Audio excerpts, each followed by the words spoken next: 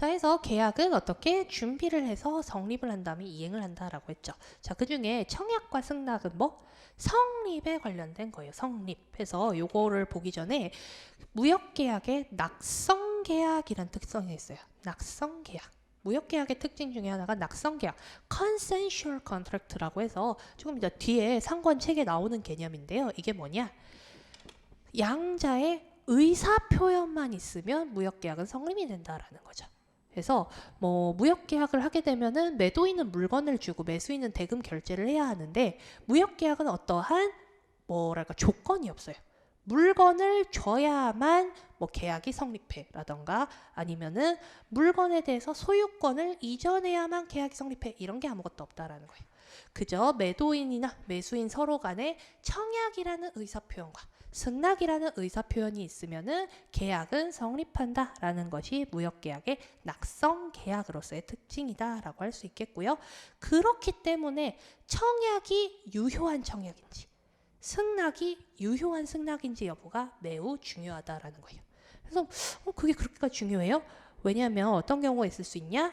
내가 청약을 받았어요. 청약을 받았는데 20년 동안 거래를 한 사람이야. 20년 동안 거래를 한 사람이라서 우리의 청약 승낙은 매우 간단했습니다.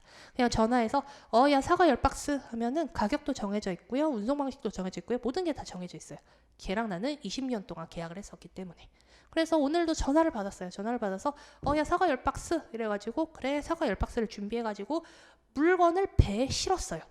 실었는데 그 전화를 한 사람이 야 이거 왜 보냈냐? 안 받아. 갑자기 말을 바꿔요. 왜 말을 바꿨지? 해서 물어보니까 나는 너한테 유효한 청약을 한 적이 없다라는 거예요. 내가 사과 10박스라고만 했지 다른 어떤 사항을 얘기했니? 난 너한테 유효한 청약을 하지 않았어. 그러니까 난 이 사과 못 받아. 이 사과 가져가. 나는 청약을 하려고 한 적이 없었기 때문에 계약도 성립하지 않은 거야. 라고 약간은 10년 동안 거래를 했던 사람 입장에서는 황당할 수 있는 얘기를 할 수 있다라는 거예요.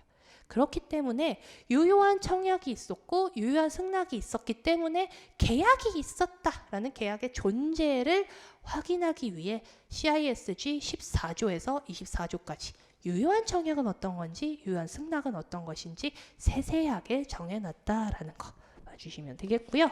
자, 그럼 청약부터 보실 건데 청약은 요 세 가지 주제 위주로 확인해 주세요. 그래서 청약은 일단 첫 번째 청약의 의의를 확인해 주셔야겠고요. 청약의 의의는 청약의 유인과 비교를 해주셔야 합니다. 청약의 의의, 청약의 유인 비교하실 때 CISG 14조 봐주셔야겠고요.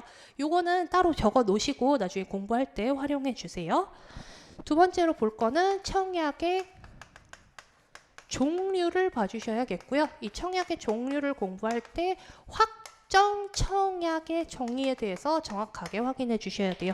이 확정 청약의 정의에 대해서 보실 때 CISG 16조를 참고해 주셔야겠습니다. 세 번째로 청약의 효력에 대해서 공부하실 건데요. 청약의 효력은 첫 번째 발효, 유지, 소멸이라는 세 가지 개념을 같이 봐주시면 되겠고요. 이거 보실 때 CISG 15조, 17조, 그리고 18조가 참고로 들어가게 되겠습니다. 그래서 나중에 청약 파트 다 공부하고 이 세 가지 주제에 맞춰서 내가 이런 걸 공부했었어. 청약은 이런 거야. 그거랑 비교해서 청약의 유인은 이런 거였지. 청약의 종류에는 이런 게 있었어. 정도가 머릿속에 그려졌으면 충분히 복습이 됐다라고 보시면 되겠습니다.